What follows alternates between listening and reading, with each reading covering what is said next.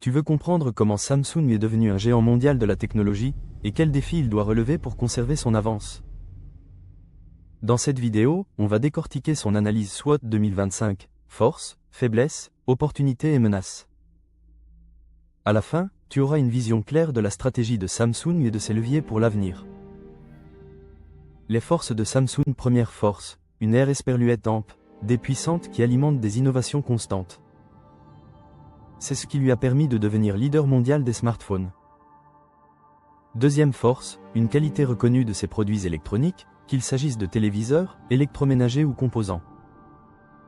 Troisième force, une diversification stratégique qui lui donne une résilience rare, avec des activités dans les semi-conducteurs, l'énergie, le BTP ou encore les télécoms. Résultat, Samsung n'est pas seulement un fabricant de smartphones, mais un conglomérat complet, capable de s'adapter aux cycles économiques. Les faiblesses à corriger. Première faiblesse, une lenteur dans le lancement de certains produits, qui l'empêche parfois de saisir des opportunités face à des concurrents plus agiles.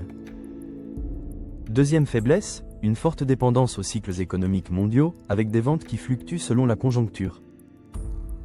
Troisième faiblesse, des performances limitées sur certains composants, ce qui fragilise sa compétitivité dans les semi-conducteurs. Quatrième faiblesse, des risques réputationnels liés au retard ou défauts techniques, qui peuvent éroder la confiance des consommateurs. Les opportunités de croissance. Première opportunité, l'expansion internationale, notamment en Inde et en Europe de l'Est, où la demande pour le digital explose. Deuxième opportunité, l'optimisation de la chaîne d'approvisionnement, qui peut renforcer sa compétitivité et réduire ses coûts. Troisième opportunité, le désendettement grâce à la cession de filiales, qui libère des ressources pour investir dans des secteurs stratégiques. Quatrième opportunité, des investissements massifs dans la haute technologie et le digital, notamment l'intelligence artificielle et les objets connectés. Les menaces à anticiper. Première menace, une concurrence féroce d'Apple, Huawei, Xiaomi ou encore Google, qui impose un rythme d'innovation soutenu. Deuxième menace, le ralentissement économique mondial et les tensions géopolitiques qui affectent la demande et les chaînes logistiques.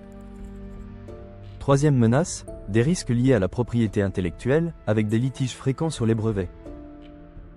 Quatrième menace, les critiques sur la durabilité et les enjeux climatiques, qui poussent Samsung à accélérer sa transition écologique. Synthèse action force, une aire esperluette ample, de pointe, une qualité produit reconnue, un leadership sur les smartphones et une diversification stratégique.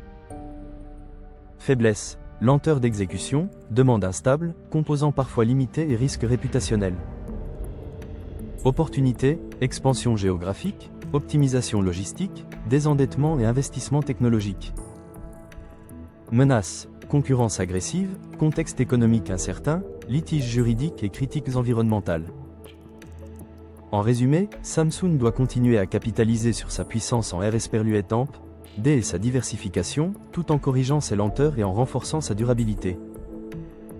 La clé, rester innovant et agile face à une concurrence de plus en plus rude. Et toi, selon toi, quelle est la plus grande force de Samsung aujourd'hui?